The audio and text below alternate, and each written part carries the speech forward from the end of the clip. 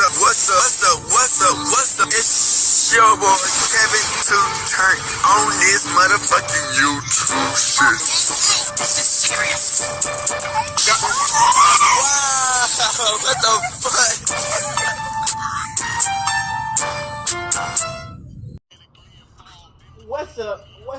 What's up? It's your boy. Can't tell you shit.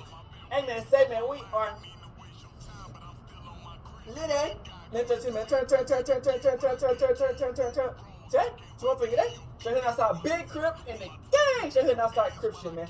Free Palestine, free Congo, Russia do your thing, and Texas stand the fuck up.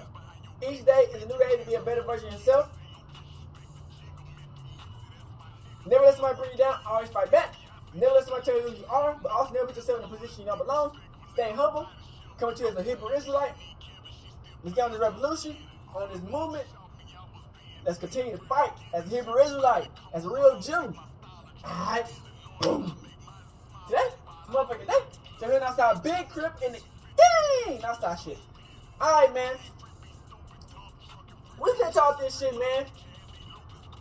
The richest black people / families in, like, I guess the world. It's not to ever do it, but like in the world, right? As who's living alive right as today. You know, we got somewhat of a lot of black successful people, but it's not nearly as enough that we need or we supposed to have, because you know it's hard to gather up that wealth and to maintain the wealth to even get to these limits. So shout out to all these people on this list that made it to this spots as one of the most richest people in the world, and a lot of them as black families, you know, black people. And then we got a video about how, you know, the wealth, how the government has kept the black people down altogether for us not to have more black billionaires. You know what I'm saying? You know, the government, society, the world, you know, when you are a darker skin complexion, they tend to try to stop the growth, the prosperity, the wisdom of the black community and family. So to see the people who got it is pretty amazing. And you know, we just gotta learn from how they try to keep us down to succeed and get better. Let's get into it.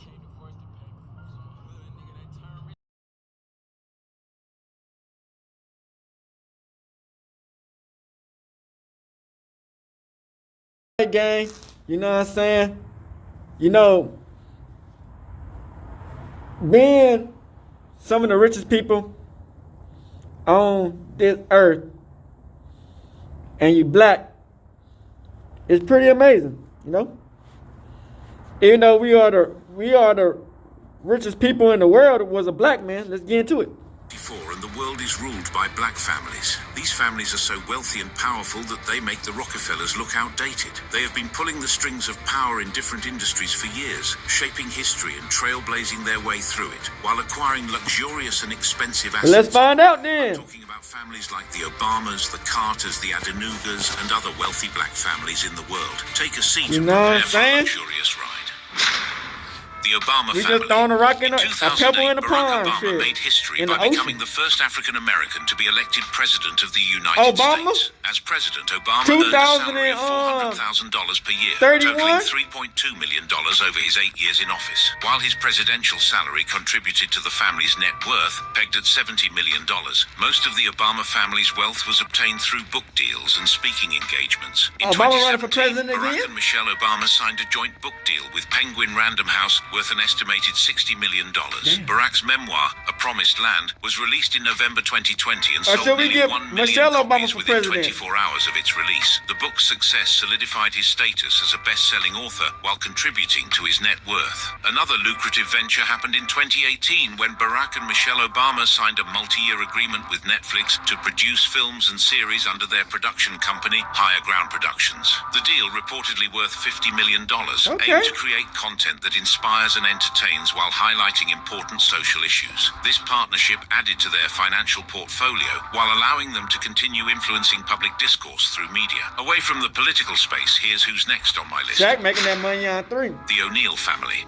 As Shaq's career took off, his fame and fortune grew as well. He began his many acquisitions with a Cadillac Eldorado convertible, a 1963 model. This wasn't just any Eldorado, it was the very car driven by Tony Montana in the iconic movie Scarface. From there, Shaq's collection expanded rapidly. His real estate portfolio is equally jaw-dropping, starting with his primary residence, a sprawling estate in Windermere, Florida, affectionately known as Shaq-a-Pulco. This 28-room mansion sits on a 3-acre lot and boasts 12 bedrooms and 15 bathrooms. The property includes a 4,000-square-foot garage and a 5,000-square-foot indoor basketball court, complete with custom flooring and Shaq's logo. The estate also features a 10-foot privacy wall, ensuring that Shaq and his family enjoy their luxurious lifestyle in complete seclusion. Shaquille O'Neal's luxurious lifestyle extends far beyond his impressive car collection and mansions. His life is a whirlwind of extravagant parties, designer fashion, and generous philanthropy, all of which showcase his immense wealth and status, which shouldn't be an issue for someone with a net worth of $1 billion. Taking a swing over to Africa, this next family is Nigerian. The Alakija family. In 1985, Folorunsho Alakija founded Supreme Stitches, a fashion label that became a household name in Nigeria. Despite her success in fashion, in 1993, she moved into the oil industry and founded Fam for Oil, a Nigerian oil exploration company. Against all odds, Fam for Oil was awarded the license and today is one of Nigeria's most successful oil companies. And Alakija is recognized as one of the richest women in Africa. Folorunsho Alakija's immense wealth and success have not only allowed her to live a life of luxury, but have also enabled her to make a significant impact on society through her philanthropic endeavors. Alakija's philanthropic efforts are primarily channeled through the Rose of Sharon Foundation, an organization she founded to support widows and orphans in Nigeria. Travel is another interest that Folorunsho Alakija indulges in. Her Bombardier Global Express XRS private jet allows her to explore the world in unparalleled luxury and comfort. Whether it's for business or leisure, Alakija's travels take her to some of the most exotic and beautiful destinations around the globe. Her jet-setting lifestyle, among other things, is proof that she loves adventure and can afford it with her $1.1 billion net worth. Coming back to another athletic family, the James family. LeBron's success on the court, numerous endorsement deals, LeBron James got at least about $2 billion by now. Into immense wealth. He owns a piece of Liverpool FC and is a part owner of the Boston Red Sox. His media venture, Uninterrupted, received $16 million from Warner Brothers, and his production company, Spring Hill, was valued at $725 million. LeBron James's wealth extends to his impressive portfolio of real estate investments. From sprawling mansions to luxurious compounds, LeBron's properties are a testament to his success and taste. I don't think the WNBA gonna ever be like this. One of LeBron's most notable properties is his $23 million mansion in Los Angeles, which he purchased in 2017. The Akron compound features 6 bedrooms, 8 bathrooms, and a host of luxurious amenities. In 2020, the James family expanded their real estate portfolio with the purchase of a $36.8 million mansion in Beverly Hills that sits on 2.5 acres of land. With everything James and his family have amassed, the athlete now has a net worth of over $1.2 billion. Moving on to an artist who is known for his bold and innovative style, the West family. With the success of Kanye's debut studio album, The College Dropout, Kanye made his first major purchases and investments. One of his earliest acquisitions was a luxurious penthouse in New York City. The stunning property featured floor-to-ceiling windows, modern decor, and breathtaking views of the city skyline. In addition to real estate, Kanye also began investing in high-end fashion. Kanye's love for fashion eventually led him to collaborate with some of the biggest names in the industry, including Nike and Louis Vuitton. These collaborations not only boosted his income, but also cemented his status as a fashion icon. Currently, Kanye's net worth is $1.2 billion. Kanye's success in the fashion industry also allowed him to make some notable purchases related to his fashion ventures. One of the most significant investments was the establishment of his fashion label Yeezy, a state-of-the-art design studio and production facility. He also invested in a sprawling ranch in Cody, Wyoming, which he transformed into a creative hub for his fashion and music projects. Kanye's vision for the ranch was to create a space where he could collaborate with other artists and designers, pushing the boundaries of creativity and innovation. Up next on the list is a billionaire filmmaker. The Perry family. Tyler Perry is one of the most financially successful filmmakers in the entertainment industry, with a net worth of $1.4 billion. In 2008, Perry made a bold move by establishing Tyler Perry Studios in Atlanta, Georgia. By doing this, Perry gained greater control over his productions and was able to create a space that catered specifically to his unique style of filmmaking. The studio's facilities included sound stages, post-production suites, and office spaces, making it a one-stop shop for all aspects of production. Perry's decision to base his studio in Atlanta rather than Hollywood was a strategic one. Atlanta's lower production costs and growing reputation as a film-friendly city made it an ideal location for Perry's operations. Perry's immense wealth has allowed him to enjoy a luxurious lifestyle, complete with grand estates, a private jet, and an impressive car collection. Despite his busy schedule, Perry makes time for his family. He is a devoted father to his son, Aman, whom he shares with his longtime partner, Galila Bekele. Perry's love for his family is evident in the way he speaks about them and the efforts he makes to ensure they have a stable and loving environment.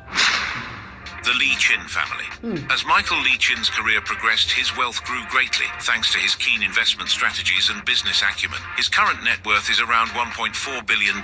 After acquiring Advantage Investment Counsel in 1987 and renaming it AIC, Lee Chin embarked on a journey that would see him transform a modest investment firm into a financial juggernaut. Michael Lee Chin's philanthropic journey began to gain widespread attention in 2003 when he made headlines with a pledge to donate $30 million to the Royal Ontario Museum, ROM. This donation was one of the largest in the museum's history. In September 2014, he and his family donated $10 million to the Joseph Brandt Hospital Foundation. In 2015, he and his family received the Association of Fundraising Professionals Golden Horseshoe Chapter National Philanthropy Award in the category of Outstanding Philanthropist. Away from the family's investments, businesses, and philanthropic endeavors, another striking symbol of their success is this super yacht called A.H. Poe, a 115.10-meter, 377.6-foot super yacht that was delivered in 2021. Damn. If you think the Lee Chins are cool, here's another family that owns a super yacht.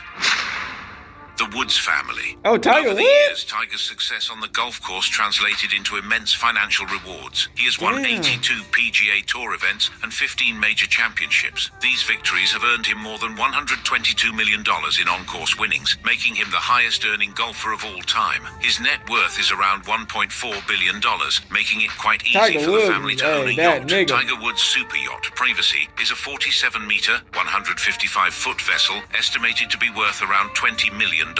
One of the standout features of Privacy is its expansive outdoor spaces. The yacht's sun deck is an ideal spot for soaking up the sun, complete with comfortable lounges, a jacuzzi, and a bar. Tiger Woods' wealth has allowed him to acquire an impressive array of assets and indulge in a variety of hobbies that reflect his diverse taste for the finer things in life. One of his many properties is his stunning property in Jupiter, Florida, which costs a staggering $55 million. The centerpiece of the estate is a golf course complete with 4 holes, bunkers, and water hazards. This private course allows Woods to practice his game in the comfort of his own home. Up next on the list is another Nigerian family.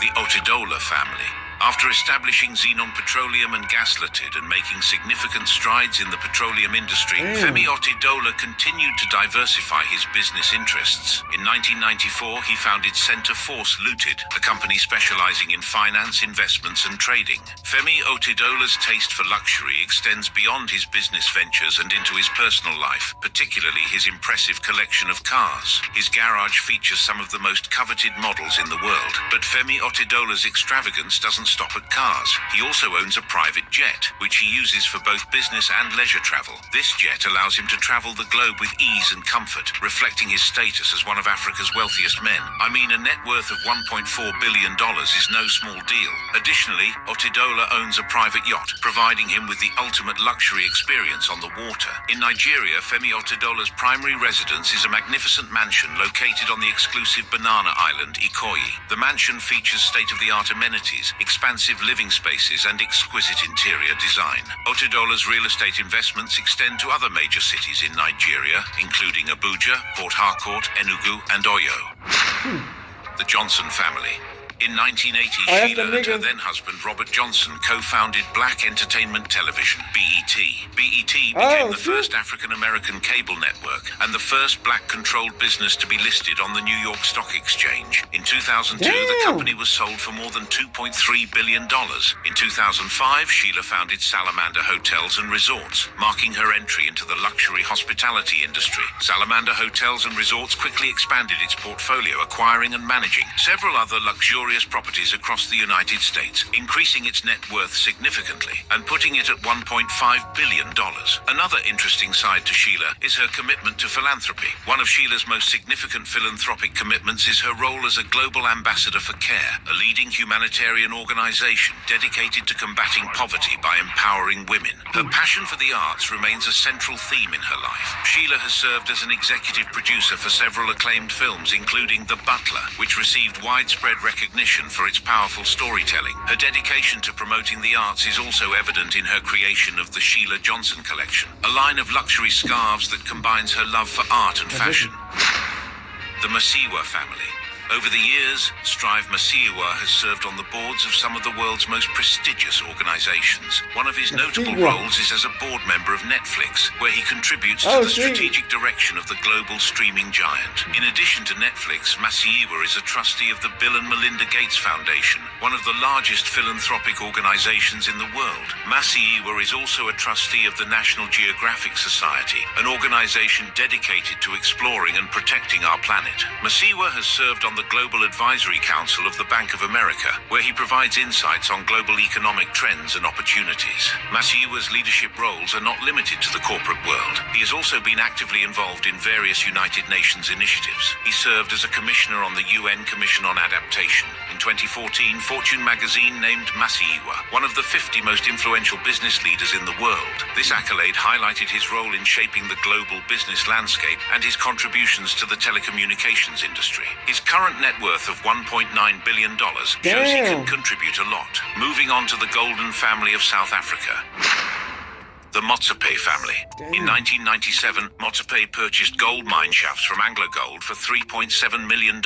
This deal gave birth to African Rainbow Minerals, the first black-owned mining company in South Africa. Patrice Motsepe's business ventures extend far beyond the mining industry. In 2024, he extended his investment portfolio to include the renewable energy sector, addressing South Africa's pressing energy shortages. He supported the establishment of Go Solar, a company specializing in renting solar panels and batteries to residential customers. This venture, a collaboration between African Rainbow Capital Investments Limited, a branch of Motsepe's Ubuntu Botho Investments, and Standard Bank Group Limited, pledged to invest $537 million to enhance its solar generation capacity. In 2013, Motsepe made a significant pledge by joining the Giving Pledge, an initiative started by Bill Gates and Warren Buffett. By joining this elite group of philanthropists, Motsepe committed to giving away half of his wealth, which is $2.7 billion, to charitable causes. Motsepe's philanthropic endeavors are channeled through the Motsepe Foundation, which he founded with his wife, Dr. Precious Malloy Motsepe. His wealth has afforded him a life of unparalleled luxury, including multi-million rand mansions, a fleet of luxury cars, and a private jet. Up next on the list is the queen of all media,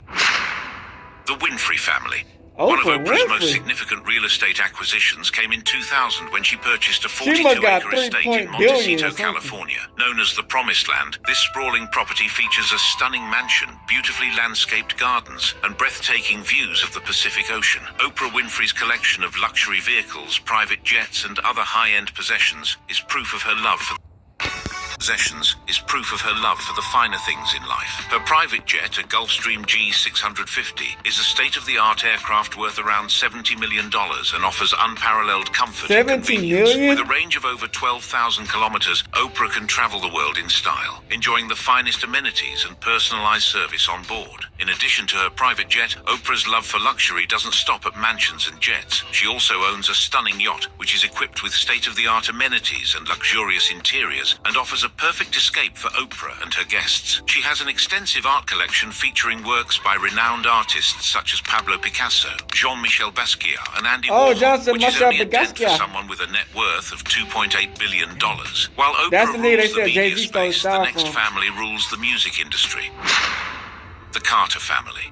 Before they became the power couple of the industry, Beyoncé and Jay-Z were already making waves in their respective careers. In 2012, the Carters made headlines with the purchase of a historic mansion in New Orleans. It was built in 1925, spans 13,000 square feet, and cost $2.6 million. The mansion features 26-foot ceilings, a rooftop garden, a stunning open-air courtyard, and a recording studio. The birth of their kids, Blue Ivy, Sir, and Rumi, marked a new chapter in their lives. With the addition to their family, the Carters' priorities began to shift. Their car collections started to include more family-friendly luxury vehicles. Two of the standout family-friendly additions to their collection are the 2017 Rolls-Royce Phantom V8, worth around $450,000, and the 2018 Bentley Continental GT, valued at around $240,000. One of the most talked-about acquisitions is their Bel Air mansion in Los Angeles, purchased in 2017 for a staggering $88 million.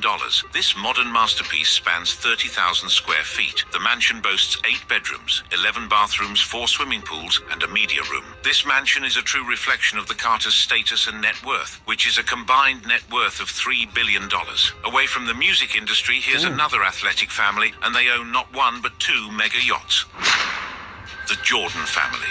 Michael Jordan's custom-built mansion in Jupiter, Florida is known as a masterpiece of modern design and luxury. It contains 11 bedrooms and 11 bathrooms and spans over 23,000 square feet. The best part about this mansion, it was built to Jordan's exact specifications. The Jordan family's love for the water is evident in their ownership of not one but 2 stunning yachts. First up, Mr. Terrible, an 80-foot Viking sportfish yacht that combines the thrill of sport fishing with the comforts of a luxury cruiser. The exterior of Mr. Terrible has a striking blue hull that stands out on the water. The second yacht is named Joy, a 154-foot mega yacht that takes luxury to a whole new level. The family also owns a private jet, a Gulfstream G550. The jet can cover a distance of over 12,000 kilometers without needing to refuel, making it perfect for both domestic and international travel. Whether flying to a business meeting, a vacation destination, or one of his many properties, Jordan's G550 ensures that he does so in style and comfort. A billionaire with a net worth of $3.2 billion is allowed to enjoy all that and more, isn't he? Up next is another Nigerian billionaire family. Nigeria cooking. Family.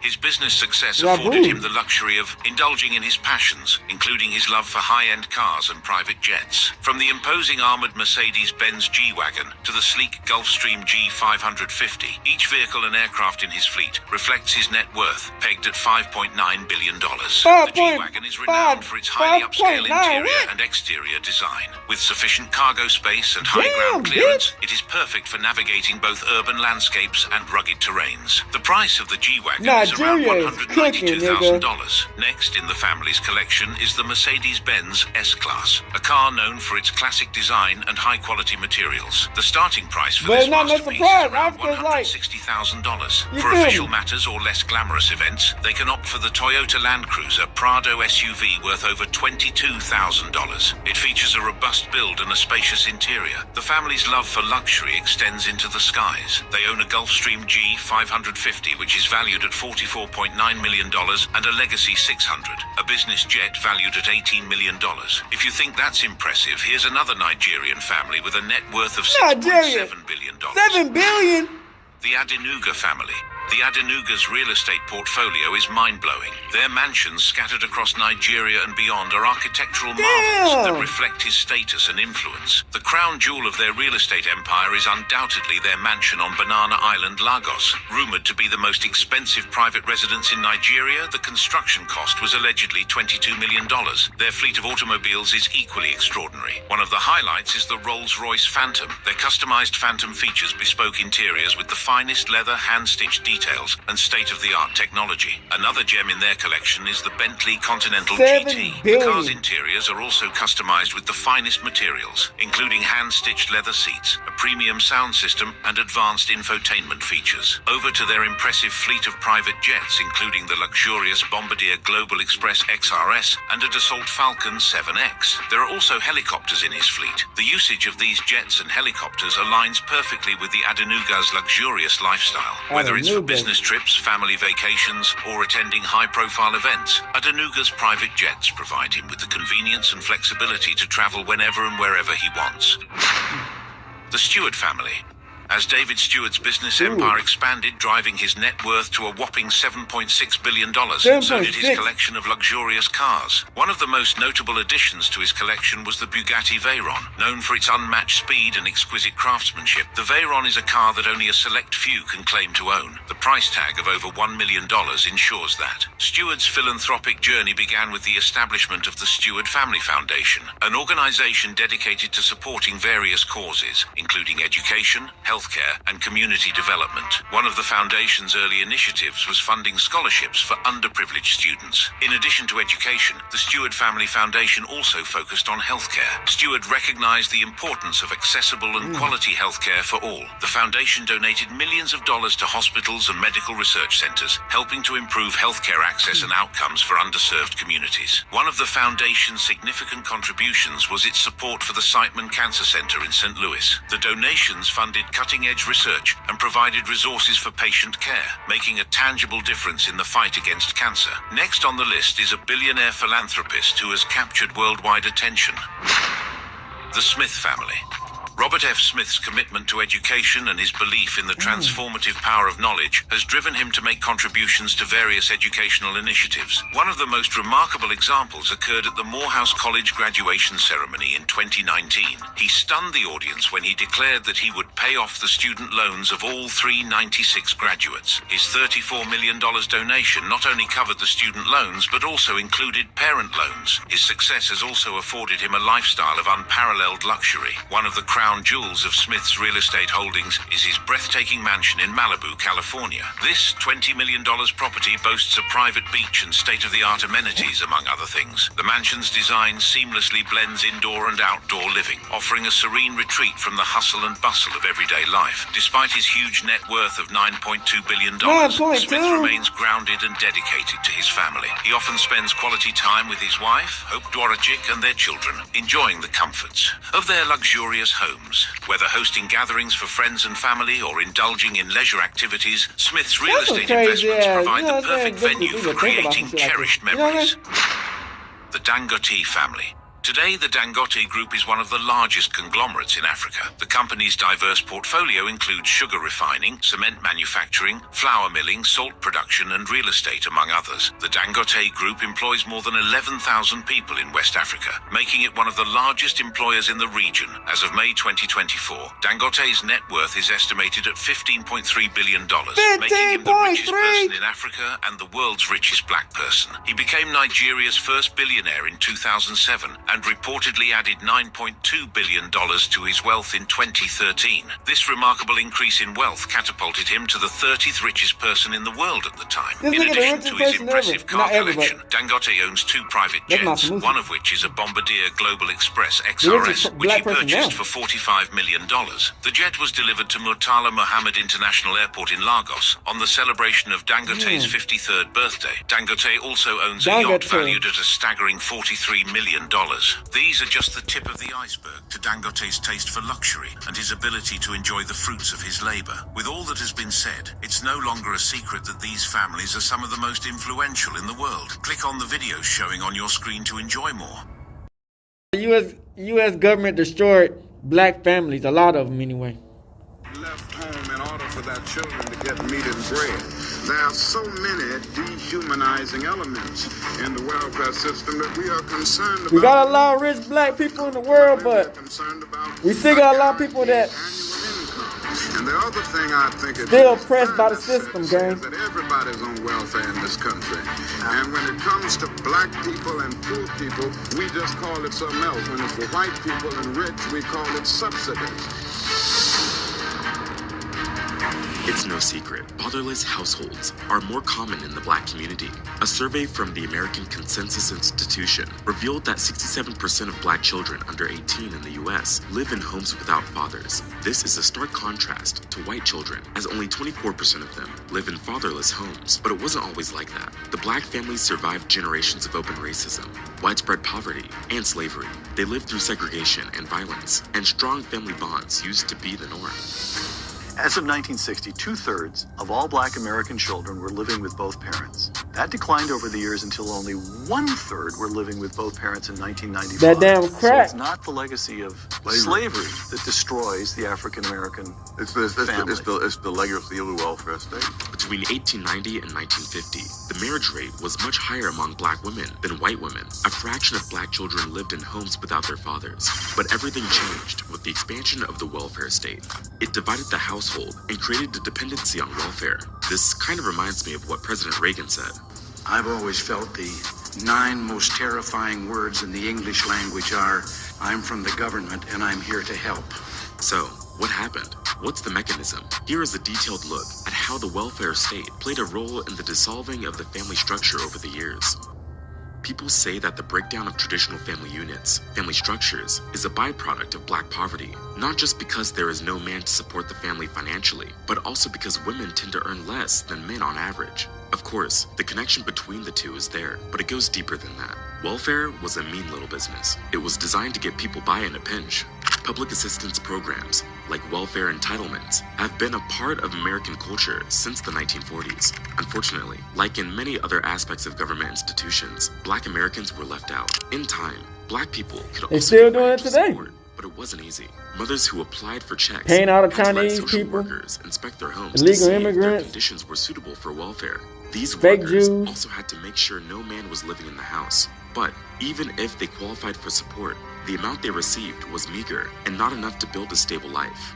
In the early 1960s, welfare was not yet common, even in the most impoverished black communities. In the decade that followed, the number of black people on welfare went up by 169%. They further increased by 30% from 1970 to 1975. In 1972, New York City, almost 1 out of every 6 residents was on welfare. Damn. A major portion of these households were black. Although black people were only around 1/10 of all Americans, they made up almost 50% of all welfare recipients by the late 70s. A recent UNICEF report Now the showed funny that thing many is, children under 18 the white people taking all the welfare these struggle days. financially, and African American children are nearly 4 times more likely to be in poverty than white children. Though the number of families receiving cash assistance has decreased since 1996, child poverty rates for black children in the US remain high. This outcome is not by accident. I studied the evolution of social welfare policies in the US from the New Deal to the 1996 reforms, and found that these policies have been discriminatory from the start. And a lot of people can confess to that. This led many black families to fall into cultural and economic ruin. In a short period, healthy black people started relying on government assistance to achieve some level of normalcy. But within the city slums, that normalcy was impossible to get. Black children barely knew their fathers, and most were raised by unemployed and unmarried mothers, stuck in a cycle of poverty and modest paychecks. This marked a significant shift in black American history. The consequences were severe for the next generation. Let's start with the Social Security Act of 1935. It was introduced during Franklin Roosevelt's administration. It was designed to create the safety net in the country, safeguarding families from losing their income. It was viewed as a significant part of New Deal reform and paved the way for federal protections in the future, such as the Affordable Care Act and Medicare. This policy had 2 main parts. The first part had social insurance programs that provided financial support to dependents of deceased or incapacitated workers, and Social Security for retired older Americans. The second part comprised means-tested public assistance programs, initially known as Aid to Dependent Children, and later renamed Aid to Families with Dependent Children. In 1962, under the Kennedy administration, ideally, it was believed that as the overall quality of life in the country improved, more families could support themselves without needing financial assistance from the ADC program. Eventually, the ADC program would become unnecessary and gradually phase out. Look at the day now. This posed a major problem. Who gets the most welfare? Like any other component of the New Deal, Black or the white origins people? of the Social Security Act. They won't give black people welfare no more. During the 1930s and 1940s, black people had to deal with widespread racial discrimination in the workplace. They held low-paying jobs, often paid in cash and off the books. This made them ineligible for social insurance programs. The ADC program was an extension of state-run programs that supported widowed mothers, but mostly benefited white widows. The states decided eligibility and need, and since the separate but equal doctrine was in place, blacks were still excluded from fully participating. Jim Crow They won't laws, let us get that separate shit. but equal doctrine, led to a system with different services for whites and blacks. But as we all know by now, they were far from equal.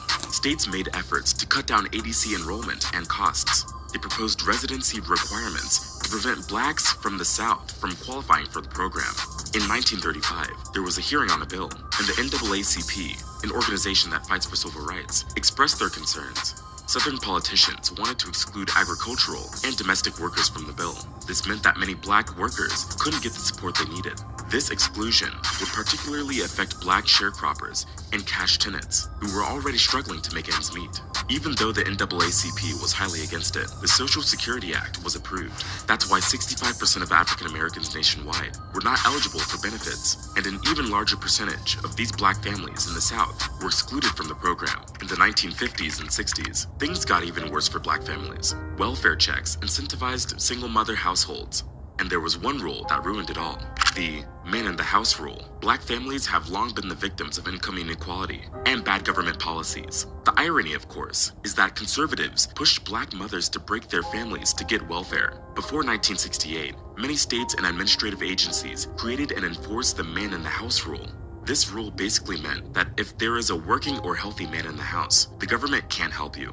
And they would go as far as to send welfare workers to visit the homes without warning to check if a man was present. If they found any evidence whatsoever, families lost their welfare benefits. Over the years, the welfare state started dissolving the family structure, slowly but surely. A man who can't get a decent job, they fall for it substantial easily. income, suddenly believes that his family is better off without him. So, if a man were to lose his job, he literally had to leave the house so his children could get government surplus peanut butter, beans, and cheese.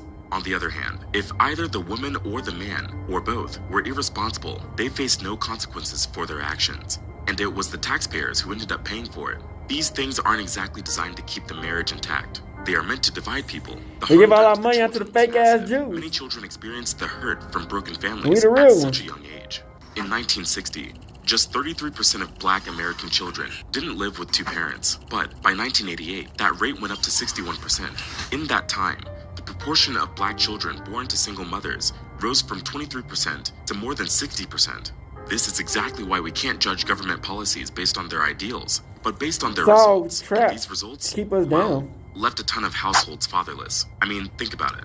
What would the result have been if this welfare policy had required the opposite of that both parents live in the same home and care for their children to receive government assistance? The welfare state did what slavery couldn't do. It broke families apart. And broken families fuel poverty. The structure of the family can influence the choices children make. For example, boys raised without their fathers are more likely to drop out of school, get violence, use drugs, or go to jail.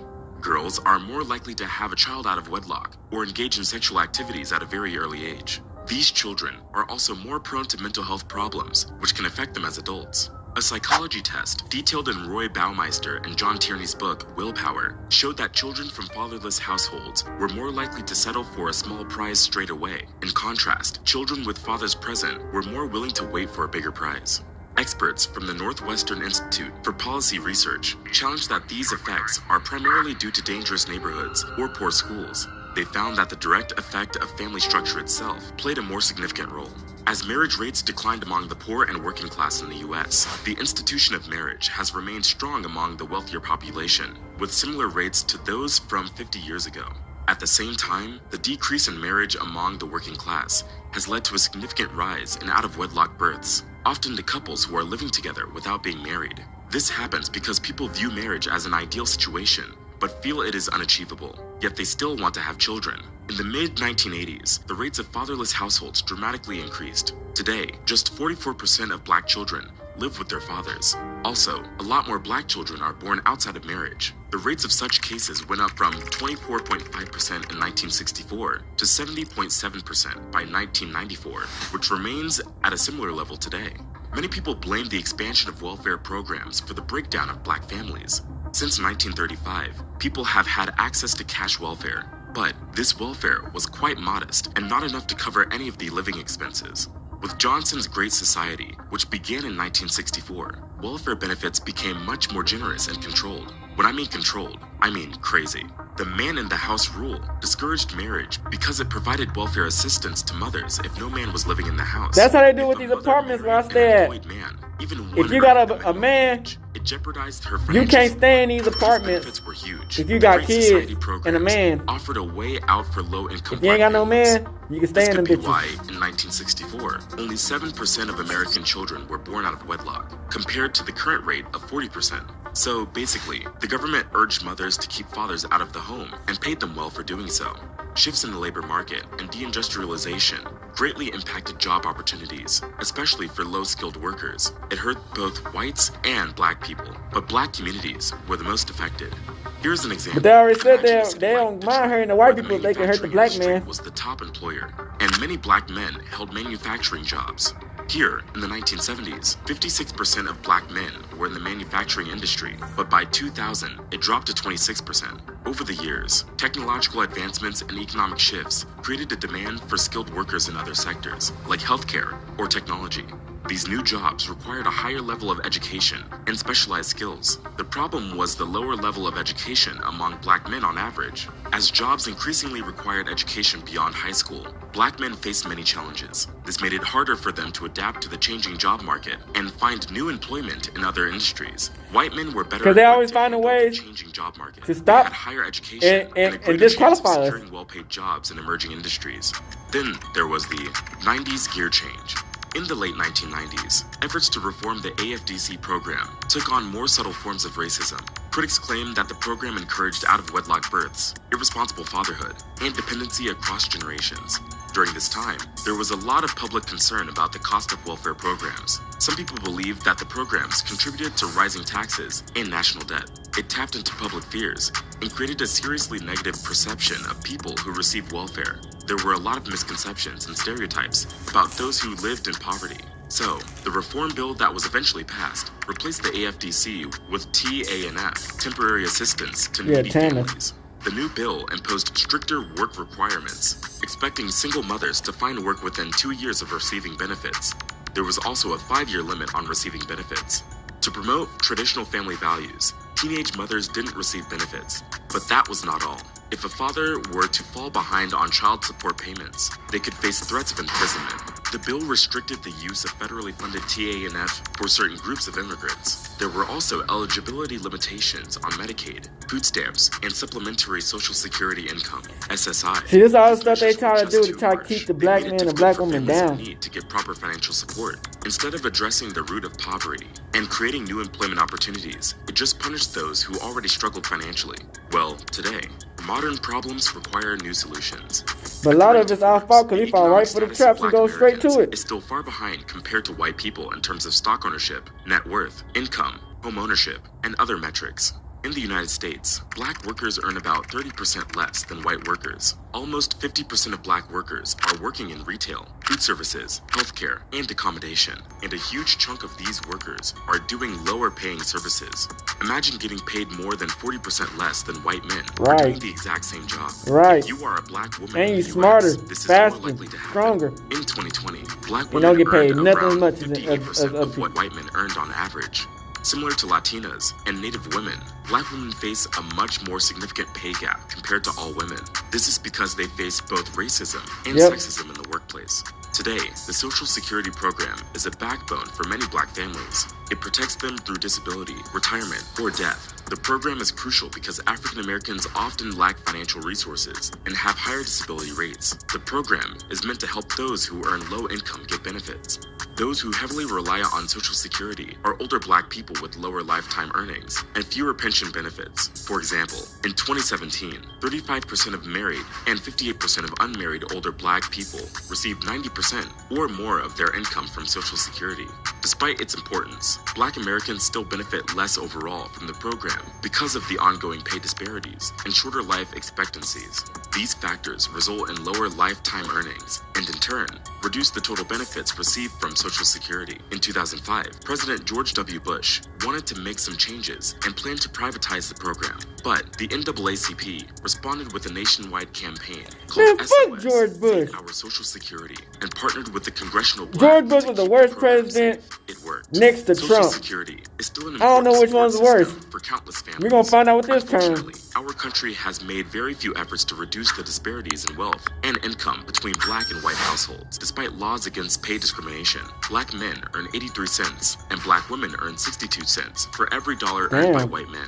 Also, practices like redlining or housing discrimination have made it nearly impossible or much less profitable for Black families to own homes. These structural barriers create fewer opportunities for Black people to accumulate wealth and save for retirement.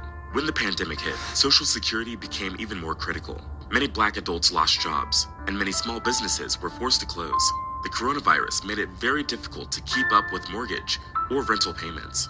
The thing is, I need gas money. Today, more Black Americans are more likely to enter a church to go to a funeral than to celebrate a wedding. Fatherless homes, declining marriage rates, and high divorce rates are challenging the Black community to the core. Imagine as a young child living in poverty with a single mother in a poor and drug-infested neighborhood. Over the years, you would have witnessed how this would impact your chances of success, like finishing high school and getting a good job. Because of this, many Black children are raised with little expectations or a sense of hope. Now, some might argue that it takes a village to raise a kid, but in reality, the urban public housing village is drenched in toxic influences like violence, drugs, and bad role models.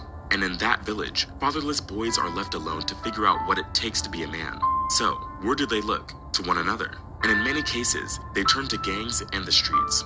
Girls' lives, too, are deeply damaged in fatherless households. Without a father figure, young girls can experience psychological and emotional challenges.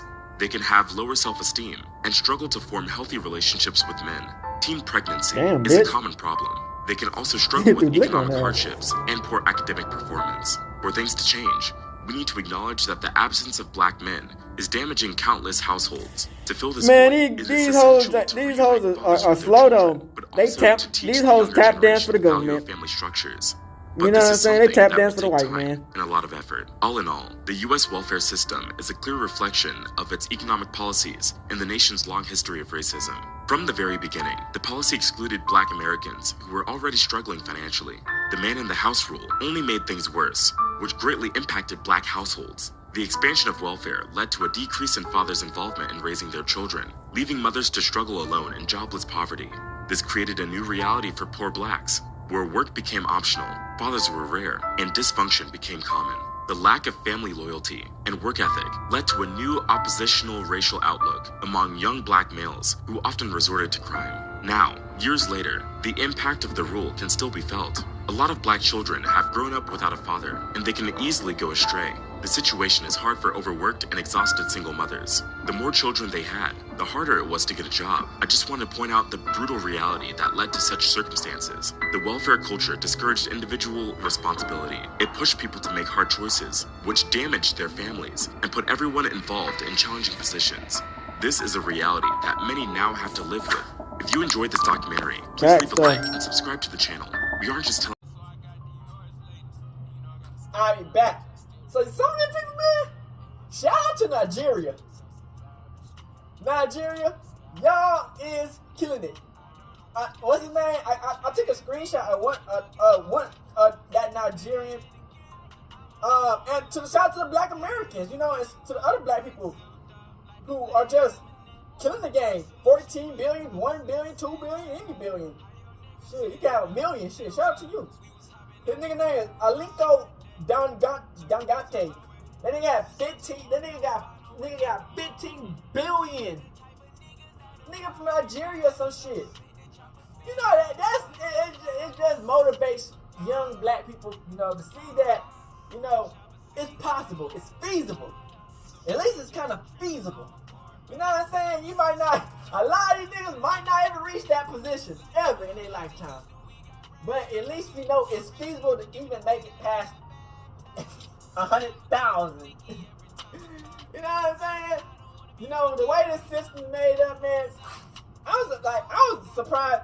Tiger Woods, Oprah Winfrey, LeBron James, Kanye, Jay-Z. There's so many more old niggas, but they're just the ones that everybody knows. The other ones that I just, Stewarts and all them other people, shout out to them niggas, because this looks like, we already know how they try to take out black people, you know what I'm saying? Especially when you try to move, awaken people and stuff. You know, when you try to awaken people, they try to get you out the pain quick as easy. So that's why we see, as in the next video, a lot of black people, man, they just fall to the system of the government. The government would put up certain ways and plans to keep the black man and woman separated and distracted and down. The kids, they don't care about our kids. You know what I'm saying? They see us as cattle, as property, as they get their money out of my pocket. You know what I'm saying? They don't see us as human beings. You know what I'm saying? So when we put ourselves in a position to win, a good position to win, they hate that. They hate seeing black people have good sources and means, especially if they can't use you. A lot of American people are getting used. You know what I'm saying? Except for Kanye. Kanye, you know, he's the realest out of them. A lot of all the other black billionaires, they get used. They don't speak on nothing real. They not gonna speak on none of the stuff that happens really in the communities. You know, because they be, a lot of times, I hate to say it, they be puppets. You know what I'm saying? And that's just the truth. A lot of times, for you to even get to that billionaire pocket, you gotta be a puppet for them niggas. You know what I'm saying? If you're not a puppet, they will take you out. And I always go back to them billionaires who was doing Bitcoin, and they got taken out like in plane crashes because, like I said, the money on paper is different from Bitcoin. Bitcoin, you know, there was a different system, and they didn't have control over that. They got control over the money on, so they ain't got control over you, and you a billionaire, you got power. They don't try to take you out, and that's what happened. You know, a lot of people get taken out. You know, it was another black billionaire who was coming to Nigeria to the Super Bowl. He got taken out by a plane crash. You know what I'm saying? This was like last year. You know what I'm saying? So it just shows you, man, that they will try anything they possible will to keep you down to a lower level and your family, and they'll only let certain people up to that position who they can keep quiet and use. But you know, it's still good to see black people in positions that, you know, you really don't really get to see like that. But hey, I hope y'all enjoyed this video, man. Shout out to all the people, man. Y'all people, we gotta do better and come up and stop letting the government trick us out of our places and fuck us up, man. Let's get it, man. Out the hood and outside crip. Hey, Dad, you know, dog, when we link up, dog, this shit be legendary. You know this instrumental, you the engineer on it, so Kodak everywhere.